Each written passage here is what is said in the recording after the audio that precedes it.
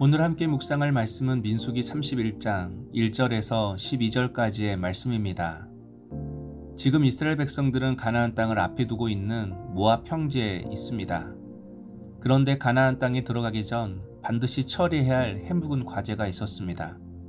바로 미디안 족속을 정벌하는 일이었습니다.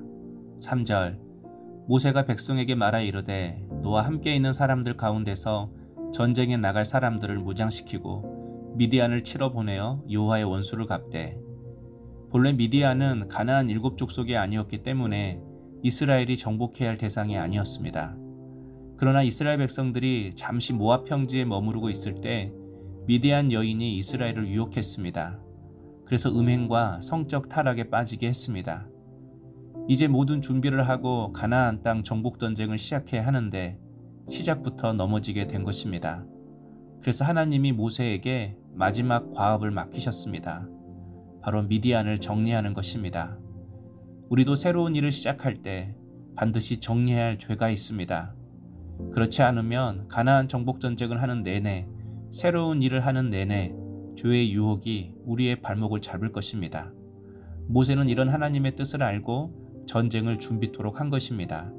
6절 모세가 각 지파에 1000명씩 싸움에 보내되 제사장 엘르아살의 아들 비느하스에게 성소의 기구와 신혼 나팔을 들려서 그들과 함께 전쟁에 보내매.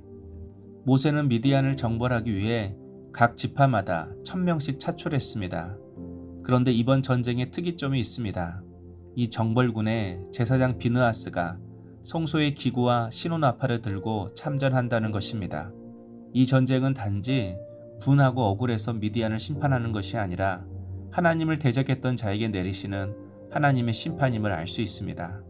그래서 성도의 삶은 항상 영적 전쟁입니다. 하나님을 대적하지 않도록 항상 하나님 편에 서서 하나님의 깃발을 따르며 걸어가는 영적 군사가 되어야 합니다. 8절 그 죽인 자 외에 미디안의 5왕을 죽였으니 미디안의 왕들은 예이와 레겜과 수루와 흐루와 레바이며 또 부올의 아들 발람을 칼로 죽였더라. 이스라엘이 미디안을 쳐서 크게 승리했습니다. 당시 나라는 여러 족속의 연합으로 이루어졌기 때문에 미디안의 5족속을 모두 굴복시킨 것입니다. 그런데 주목할 것은 부올의 아들 발람을 칼로 죽였다고 합니다. 알다시피 발람은 모압왕 발락의 수많은 유혹 공세에도 이스라엘을 저주하지 않고 하나님이 주신 감동대로 이스라엘을 축복했던 이방 선지자였습니다. 비록 이방 선지자였지만 하나님의 말씀에 순종했던 사람입니다. 그런데 발람도 죽였다고 말씀합니다. 정황상 발람이 비록 이스라엘을 저주하지 않고 축복했지만 결국 유혹에 넘어져서 모압에 몰래 머물렀던 것 같습니다. 그리고 이스라엘을 무너뜨릴 수 있는 법을 가르쳐 주었던 것 같습니다. 바로 모압 여인과 미디안의 여인을 통해 이스라엘 남자들을 유혹하는 것입니다. 그래서 성적 유혹에 빠지게 하는 것입니다. 바로 이런 유혹에 발람이 핵심적인 역할을 했던 것 같습니다.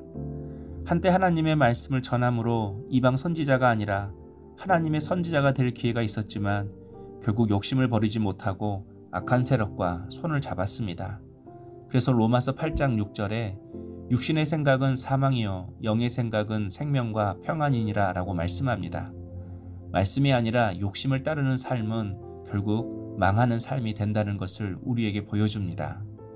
12절 그들이 사로잡은 자와 노략한 것과 탈취한 것을 가지고 여리고 맞은편 요단강가 모압 평지의 진영에 이르러 모세와 제사장 엘르아살과 이스라엘 자손의 회중에게로 나아오니라.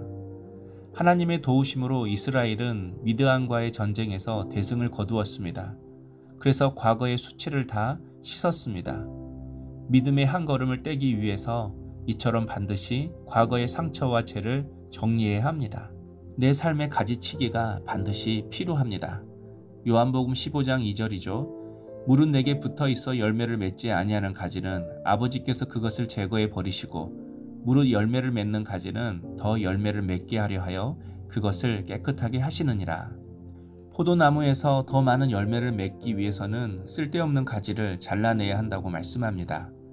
그래서 우리도 하나님이 내 삶의 가지를 잘라내실 때가 있습니다.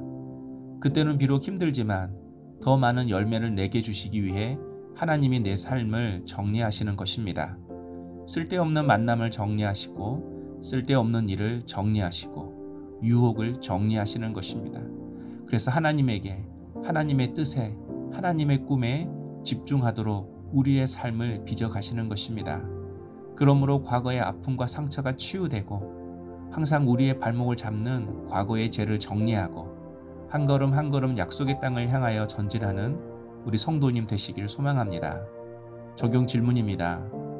경건한 믿음 생활을 방해하기에 내가 정리할 일이나 관계가 무엇입니까? 기도하겠습니다. 하나님, 영적 전쟁은 하나님께 속해 있고 하나님이 함께 하실 때에만 승리할 수 있음을 깨닫습니다. 죄를 심판하시는 하나님의 공의로우심을 깊이 새기고 죄와 싸우기를 멈추지 않게 하옵소서. 오늘도 말씀과 기도로 무장하고 하나님 편에 서서 승리의 깃발을 들게 하옵소서. 예수님의 이름으로 기도하옵나이다. 아멘.